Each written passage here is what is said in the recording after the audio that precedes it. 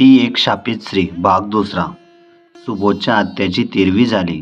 तेरवीसाठी जमलेल्या पाहुणे मंडळी निघून गेली. सुबोधचे आई वडील त्याच्या लहानपणीच वारले होते. त्याची आत्या ही बालविधवा होती. सुबोध आत्याकडे राहायला आला. आत्याने त्याचा सांभाळ केला. त्याला लहानाचा मोठा केला. सुबोधचे BCom पर्यंत शिक्षण झाल्यानंतर तो एका सरकारी कार्यालयात नोकरीला लागला. तसे त्याच्या आत्याने अंथरूण धरले, तेही कायमचेच. आत्याच्या मृत्यूनंतर सुबोध एकाकी पडला. सरकारी काय किंवा इतर कार्यालये काय, सारे जणू भ्रष्टाचाराचेच आगार. तशा आगारात नोकरीतला असलेला सुबोध प्रामाणिकपणे काम करताना भ्रष्टाचारापासून दूर होता. हे कुणाला सांगितले तर खरे वाटायचे नाही. जणू कोळशाच्या वखारीत काम करूनही कपडे पांढरे शुभ्र असल्याप्रमाणेच. परंतु हा समाज का प्रामाणिकपणे काम करणाऱ्यांना सुखासुखी जगू देईल? सुबोधचे साहेब म्हणजे भ्रष्टाचाराचा बकासूर. नवनवीन योजनांचा निधी हडप करून त्या योजनांच्या बट्ट्याबोळ करण्याचे त्यांना बाळकडूच मिळाले होते की काय न कळे. आकड्यांची जुळवाजुळव करताना मात्र सुबोधच्या नाकी नऊ येत. अनेकदा त्यांचे साहेबांशी खटकेही उडत, परंतु शेवटी सुबोधला साहेबांचे ऐकून खोटे नाटे आकडे जुळवावेच लागत. काय यार सुबोध, मजा आहे बुवा तुझी. एखादा सरकारी म्हणे. कशाची रे? काही न समजलेला सुबोध विचारत असे. आता मलाच विचार रे बाबा. अरे लग्नापूर्वीच एवढी कमाई करतोस, बायकोला काय स्वतःच्या मालकीचे घर लग्नात भेट देणार आहेस की काय? काय चाललंय? काय कमाई, काय स्वतःचे घर, काय काय म्हणतोस? हे काय म्हणतोस तू? मला काही कळालंच नाही. अरे साहेब एवढे खात आहेत तेव्हा त्यातले तुला काहीतरी देत असतील ना, म्हणून मी म्हटलो. छे रे बाबा, मी त्या पापातला 1 रुपयाही घेत नाही. अरे कितीही झालं तरी पापाचाच पैसा तो. आज ना उद्या खाल्लेले उकावीच लागेल. नाही, बिलकुल पटत नाही. तळ राखताना कुणी ताणलेला कसा काय राहू शकतो? दुसऱ्या मित्राने विचारलेले.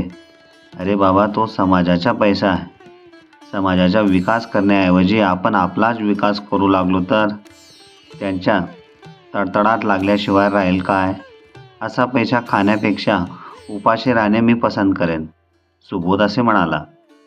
अहो मर्सी, तत्त्वज्ञान कशाला आणि कुणाला शिकवतात? आम्ही काही तुला वाटा मागणार नाही आहोत. तुझी कमाई तुलाच लबलाभ. एक सहकारी बोलत असताना दुसरा पटकन त्या ठिकाणी येऊन म्हणाला. तू कशाला त्याला मागशील? सुबोधच्या आधी तू त्या विभागाचा प्रमुख होतास तेव्हा काय कमी कमाई केलीस तू? 4 मंजिली बंगला बांधलास, कार घेतलीस, बहिणीचे लग्न केलंस, आईला बायकोला दागिन्यांनी मिळवलंस. हे का आम्हाला माहीत नाही का? का लपवतोस हे? अरे मी का ते नाकारतोय? म्हणून तर अनुभवाचे बोल बोलतोय की.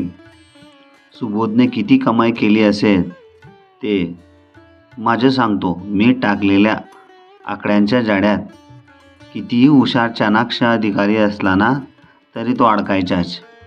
एकही नाही सुटला. साहेबांपेक्षा मीच नेहमी फायद्यात राहिलो. वर त्यांच्यावरच रुबाब टाकून अनेकांना शर्मिंदा केले आहे. अशा एक ना अनेक सुरस कथा चर्चेत असत, परंतु सुबोध कुणाच्याही एका रुपयाने कानकोंडा नव्हता. हे पहा मिस्टर सुबोध, ही बिलं ॲडजस्ट करा. नेहमीप्रमाणे साहेब सुबोधला म्हणाले. अहो पण साहेब, किती ॲडजस्ट करू मी? मग अधिकारी कोण? तुमचे काम ऐकण्याचे नि कार्यवाह करण्याचे. तेवढे इमाने एतबारे करा, जास्त बोलू नका. पण साहेब, ऑडिट ऑब्जेक्शन येईल तर ती जबाबदारी माझी. मागे कधी ऑब्जेक्शन आले का? नाही ना. तुम्हाला सांगतो, तुम्ही सहभागी व्हा किंवा न व्हा, अगदी खालपासून ते थेट वरपर्यंत भ्रष्टाचाराचे जाळे विणलेले आहे. आज भ्रष्टाचार शिष्टाचार होऊन बसला आहे. थेट झाल्याबरोबर अभिवादनाच्या शिष्टाचाराकडे कुणाचे लक्ष नसते, तर त्या भेटीतून प्राप्त होणाऱ्या अर्थाकडे लक्ष असते.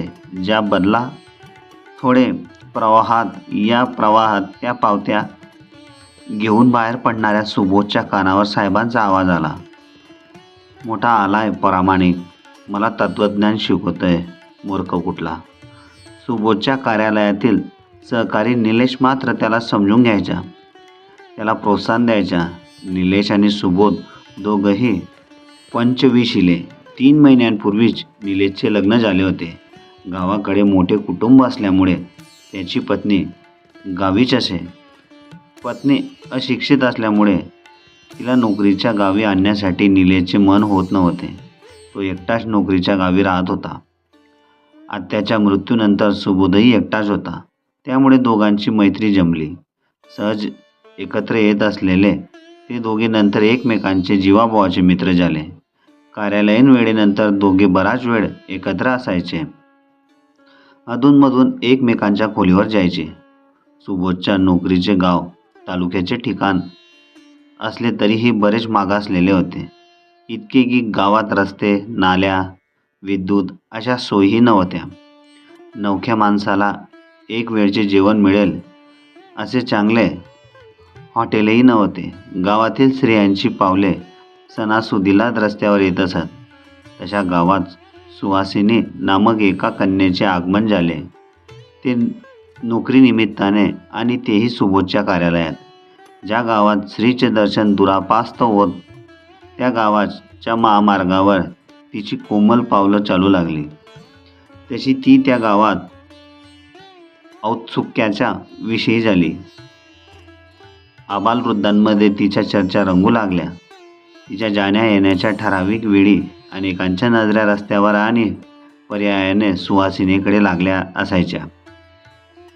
नजरेच्या पायघड्या रस्त्यावर आथरताना त्याच पायघड्या तिला मिठीत घेऊ लागल्या. असे बघूनही माधव तिच्याचकडे एकटक पाहत असायचा. सुबोध 4 दिवसांची रजा संपवून कार्यालयात परतला. तेव्हा त्याला जाणवले की कार्यालयीन वातावरण खूपच बदलले आहे. नेहमी उशिरा येणारा हेड क्लर्क अगदी वेळेवर पोचला होता. शिपायांच्या अंगावरील मडके कपडे जाऊन स्वच्छ कपडे दिसत होते. त्याच्या आगमनाची कुणी विशेष दखल घेतली नाही. नेहमी बाहेर फिरणाऱ्या कारकून मंडळी आपापल्या खुर्चीवर बसून कामात दंग आहोत असे भासवत असेल तरीही सेकंदाच्या गतीने साऱ्यांच्याच नजरा एका विशिष्ट खुर्चीकडे वळत होत्या. सुबोधने असमंजसपणे त्या दिवशी पाहिले आणि तोही बाण हरपला. सुबोधच्या लगतच्या खुर्चीवर एक तरुणी बसली होती. दिसताक्षणी लक्ष खिळवून ठेवणारे ते लावण्य पाहत सुबोध स्वतःच्या खुर्चीवर जाऊन बसला. एका वेगळ्याच दर्पाने सुबोधचे स्वागत केले. तरुणी थोडी जास्तीच नटली होती.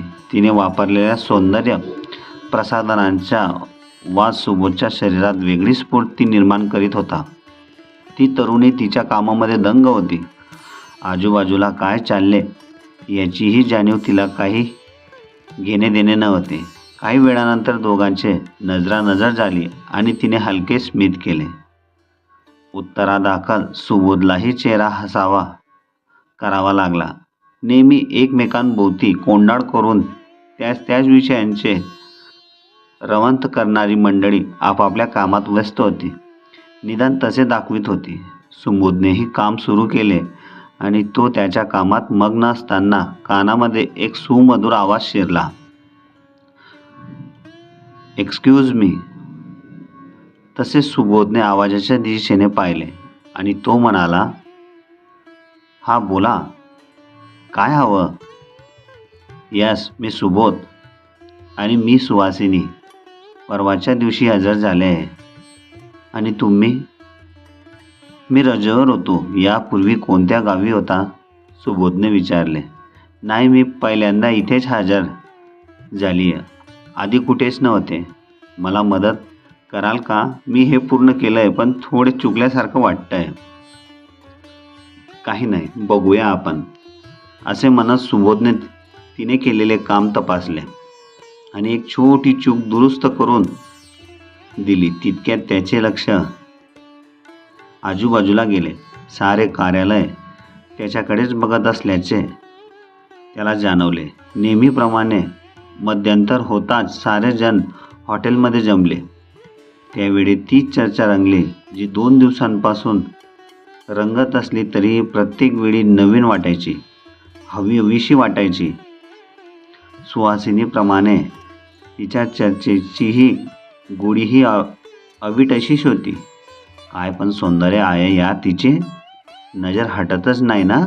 हो ना, सौंदर्य तर अफलातून आहे रे, पण तिचं नटणं म्हणजे जणू त्या सौंदर्याला चंद्राने कवेत घेतल्याप्रमाणे आहे. अरे ही सिनेमात बोगणारी नायिका चुकून तर आपल्या कपाळात आली नाही ना ना असे वाटते. अरे 4 दिवस झाले तडमरतोय काय तिचे शब्द ऐकण्यासाठी. किमान एक नशीला कटाक्ष टाकेल या म्हणून. पण छे, काही नाही, डुंकूनही पाहिले नाही राव. हो ना, आणि हा सुबोध आज कार्यालयात आला की गेली त्याच्याजवळ. म्हणे ही मिस्टेक दुरुस्त करून द्या. नशीब असते यार एकमेकांचे. नशीब नाही यार, तिने ओळखलं की कार्यालयातील सारे बिलंदर दिसतात. हाच एवढा एक तसा दिसतोय प्रामाणिक. तसा म्हणजे कसा रे, सुबोधने विचारले. नाही, माझ्या म्हणण्याचा हेतू तो नव्हता. तड राखताना पाणी न चाकणारा स्त्रिया आणि त्यातला त्यात तरुणी पहिल्याच नजरेत समोरचा माणूस ओळखतात म्हणे.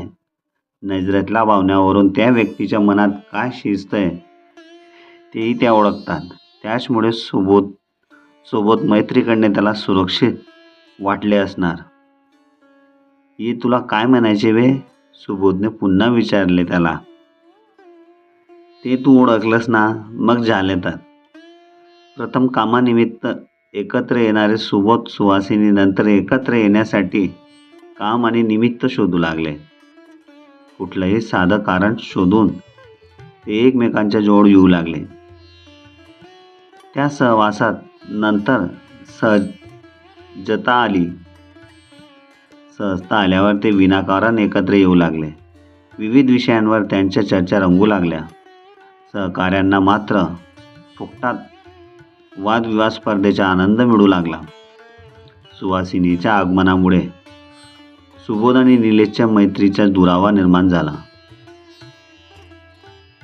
त्यांच्या मैत्रीचा दुरावा निर्माण झाला नसला तरीही अंतर मात्र पडले होते. कार्यालयात असतानाही ते दोघे एकमेकांपासून दूर होते. मध्यंतरीच्या सुट्टीत सुबोधने हॉस्पिटलमध्ये जाणे सोडले होते.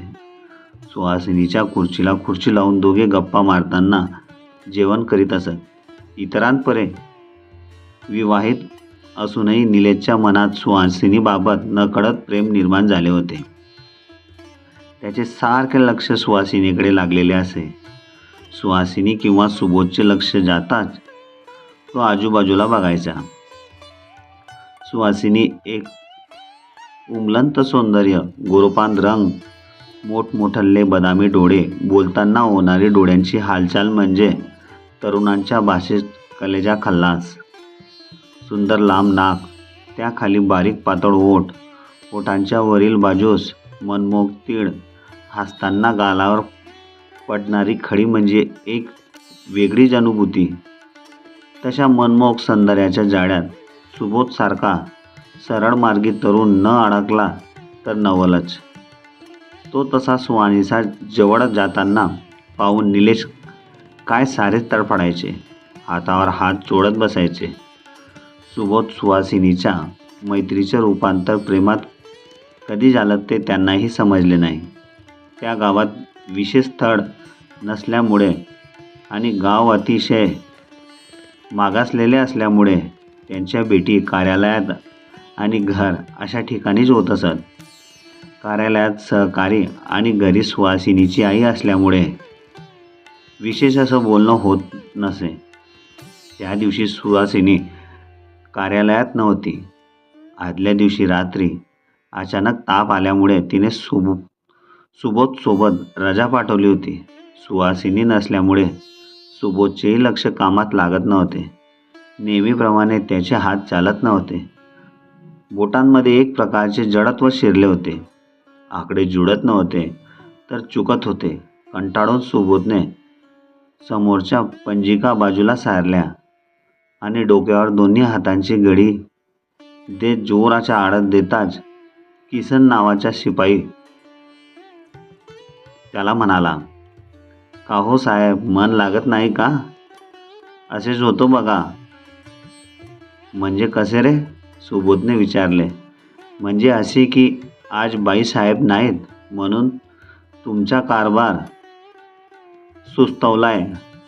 आपलं माणूस नसतं तर तसंच होतं." "किसन्या," सुबोध ओरडला. "त्याच्यावर का ओरडतोस रे?" "ते जाऊ दे, लाडू कधी देणार आहेस?" निलेशने विचारले. "ए निल्या, लग्न म्हणजे काय तुला येड्या बगड्याचे काम वाटले का रे?" शेजारचा कारकून म्हणाला. का?" निलेश म्हणाला. "अरे पाहतोस ना, हा असा काळी पलवान आणि ती तशी रंबा."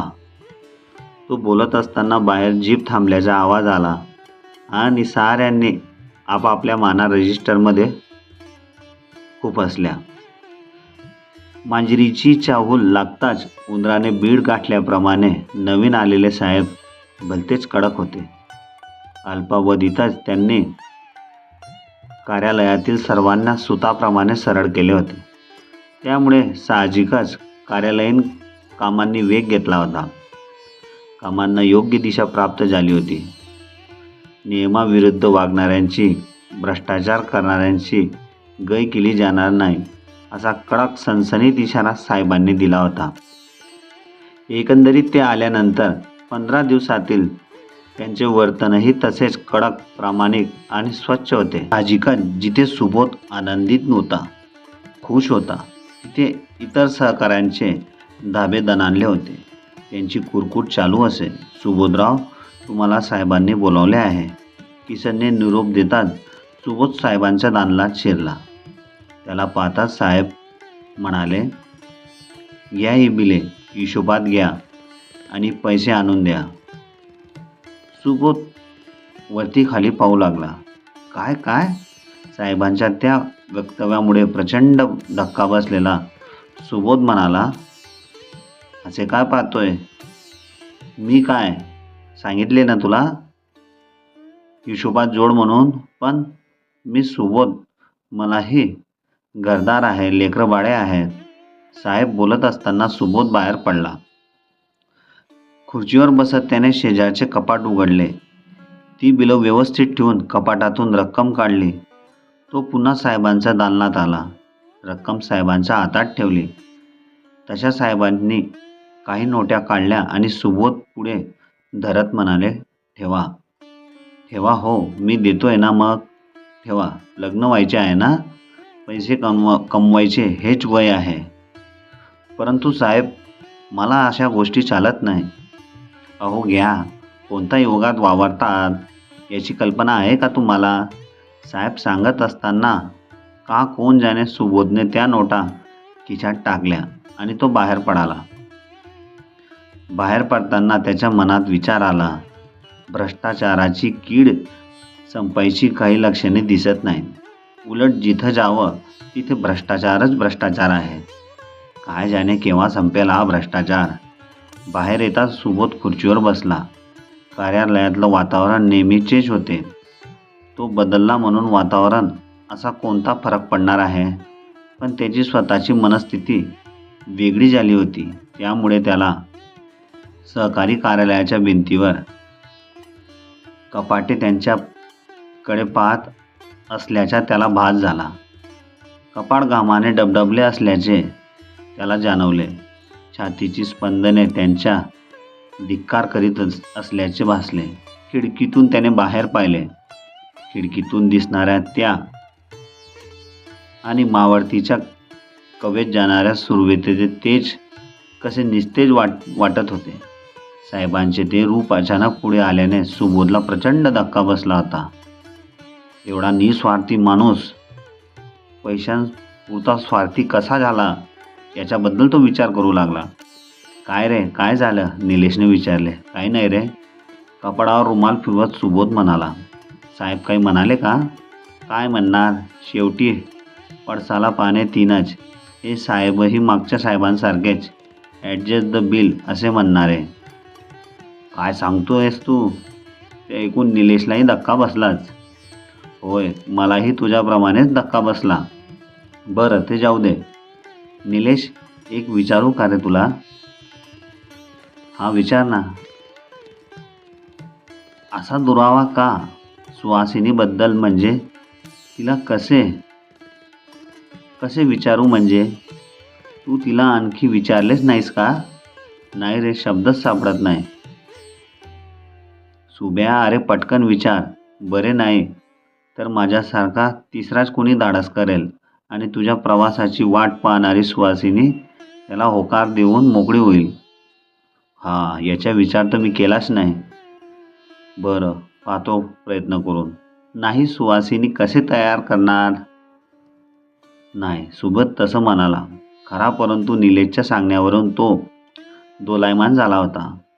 खरे सुहासिनी तसे करणार नाही अशी शंका येत होती. त्याच दिवशी संध्याकाळी तो सुहासिनीच्या घरी गेला. बाहेरच्या खोलीत सुहासिनी बसली होती. सुबोध येणार ही खात्री असल्यामुळे सावरून नटून बसली होती, पण चेहऱ्यावरच्या निस्तेजपणा लपवत नव्हता. एका दिवसातच ती पार गळून गेली होती. डोळे खूप खोल गेले होते. गालांच्या गुबगुबीतपणा आत दाबला होता. चहा ठेवू का? अत्यंत थकलेल्या आवाजात तिने विचारले. तरी आवाजातला आनंद लपवत नव्हता. का, आई नाहीत? सुबोधने विचारले. नाही, आत्ताच देवळात गेली आहे. बरे झाले, मोकळेपणाने बोलता येईल. म्हणजे? सुहासिनीने विचारले. आज आपण वेगळ्याच विषयावर बोलणार आहोत. सुबोधने सुहासिनी समोर विषय मांडला. ती म्हणाली. कोणत्या वेगळ्याच शंकेने सुहासिनीने विचारले. आपल्या लग्नाच्या विषयावर आपण चर्चा करणार आहोत. काय? सुबोध काय विचारणार याची कल्पना आलेली असतानाही त्याने तसे विचारताच स्त्रीसुलभ लज्जेने तिच्या गालावरची फिकी पडलेली लाली अधिकच गर्द झाली असल्याचे त्याला जाणवले. तो पुढे म्हणाला. माझ्याकडचा तर प्रश्नच नाही. मी असा साडे फिटिंग तुला तुझ्या आईला किंवा इतर कुण्या नातेवाईकांचा सल्ला ऐकवायला. त्याला पूर्ण बोलू न देता सुहासिनी माधवला म्हणाली. अहो, आई तर केव्हापासून मागे लागली माझ्या. तत्क्षणी आपण काहीतरी वेगळेच बोललोय असे लक्षात येताच तिने दोन्ही हातात चेहरा लपविला. तिची ती लगबग पाहून सुबोध अंतर्बाह्य सुखावत म्हणाला. उद्या जाऊन नोटीस देऊया. नोटीस? ती कशाची? आपल्या लग्नाची. काय आहे? इथेच कारकुनीच काय? ठीक आहे, जशी तुझी इच्छा. परंतु एक गोष्ट माहीत आहे ना? ती कोणती? सुबोधने शंकित स्वरात विचारले. आम्ही दोघीच आहोत. मोठी बहीण तिकडे दूर राहते. ना बाप ना भाऊ. त्यामुळे काय? सुबोधने विचारले. हुंडा, मानपान किंवा लग्नानंतर इतर गोष्टी बोलताना तिच्या डोळ्यात आसवांनी गर्दी केलेली पाहून तिची फिरकी घ्यावी हा मनात आलेला विचार सोडून सुबोध म्हणाला. अगं, इथे हुंडा मानपान हवाच कोणाला? तू मला पूर्ण ओळखले नाहीस का सुहासिनी? त्याचे नाही हो, सुहासिनी म्हणाले. तसा सुबोध हसत उठला. तो निघाला. तितक्यात सुहासिनीची आई देवळातून परत आली. सुबोधने तिच्याकडे बघत स्मित केले. तिनेही हसून प्रतिसाद दिला, पण तिच्या डोळ्यात असलेले संशयाचे भाव सुबोधच्या लक्षात आले. सुहासिनीच्या होकारानंतर त्याच्या चालीत कामात वेगळाच उत्साह आला. रोजचीच कामे तो पटापट आटपत होता, परंतु साहेबांचे ते रूप आणि त्याने घेतलेली लाज आठवली की चालत्या गाडीला खीळ बसावी तसे त्याचे हात जागेवरच थांबत आणि आपण फार मोठा गुन्हा केला आहे, चोरी केली आहे असेच त्याला वाटायचे. पण दुसऱ्या क्षणी सुहासिनीची आठवण येताच मनात आलेली भ्रष्टाचाराची मडप दूर होत असे. रात्री जेवण झाल्यानंतर सुबोधने सकाळी आलेले वर्तमानपत्र उचलले. सकाळी गडबडीत वर्तमानपत्र वाचायला वेळ मिळाला नाही म्हणून तो सायंकाळी सविस्तर वाचत असे. वर्तमानपत्रात आलेल्या एका बातमीने त्याचे लक्ष वेधून घेतले. तसा तो दचकला. त्याचे शरीर गारठं होत होते. तो थरथरू लागला. जिल्हा परिषदेच्या एका विभागाचे भ्रष्टाचार प्रकरण चव्हाट्यावर आले होते. कारकुनावर खटला भरण्यात आला होता. सुबोधला वाटले ही बातमी आजच का यावी. जीवनात पहिल्यांदा मी काळा पैसा खिशात टाकला आणि आजच ही बातमी यावी. काय असेल या योगायोगच्या मागे. मी भ्रष्टाचारापासून प्रवृत्त व्हावे असा तर संकेत नसेल ना. परंतु मी तर काय करणार. माझ्या हातात तरी काय आहे. आजपर्यंत कटाक्षाने दूर राहिलो. नवा आलेल्या साहेबांनी निर्माण केलेल्या जाळ्यात मी अडकलो. त्याचे खरं रूप समोर येताच मी एवढा गोंधळलो की मला नकार द्यायचेही सुचले नाही. त्यात माझी तरी काय दोष. परंतु मी नकार दिला असता तरी काय फरक पडला असता. साहेबांनी हात आखडता घेतला असता. त्यांनी भ्रष्टाचार थांबवला असता. हे जग का माझ्यासारखा प्रामाणिकपणांना डोक्यावर घेणार आहे. त्याच्या मनात तशा विचारांची गर्दी झालेली असताना सुबोधने नेहमीप्रमाणे गादीखाली असलेला तो अंक काढला. असे अंक तरुणांचे आधारस्तंभ असताना कुठे जात आले नाही तरी आवश्यक असलेले सुख तशा आकाशातील वर्णमांमधून मिळावा. ते अनैतिक असले, शरीराला हानिकारक असलेही परंतु कोंडलेल्या भावनांना वाट मिळते. शरीर हलके होते, झोप शांत लागते. हा अनेकांचा अनुभव आहे. त्याच अंकातील एका लेखात स्त्रियांच्या बाह्यरूपसार पडलेले सौंदर्य प्रकार वाचत असताना त्यातील एका प्रकारचे वर्णन तंतोतंत सुहासिनीशी जुळत होते. त्या स्वरूपाशी सहचारणी मिळणे म्हणजे मोठा भाग्य असे त्यात लिहिलेले वाचून सुबोधचे बाहू फुरफरू लागले. त्याच्या भावना हिंदकडू लागल्या. परंतु पुढील वर्णन वाचून तो गलितगात्र झाला. पुढे लिहिले होते, त्या स्वरूपाच्या स्त्रिया जेवढ्या सुंदर असतात तेवढीच त्यांची भूक प्रचंड असते. अशा स्त्रियांना समानात त्या असमाधानी वैवाहिक जीवन जगत असताना असमाधानी असल्यामुळे त्या नेहमीच तळमळत असतात. तशा काळात त्यांना अन्य कोणी भेटला तर त्या स्त्रिया त्याच्या मिठीत जायला कमी करत नाही. ज्याप्रमाणे सौंदर्य त्यांना वरदान असते त्याचप्रमाणे असमाधान, पतीशी बेईमानी हा शापही त्यांना असतो. ते वाचताना सुबोधने अचानक ते पुस्तक बंद केले. त्याच्या मनात विचारांची पुन्हा गर्दी केली. खरेच मी तिची शारीरिक भूक भागवू शकलो नाही तर. शरीर सुखासाठी तडमडणाऱ्या सुहासिने दुसऱ्या कोणाला जवळ केले तर.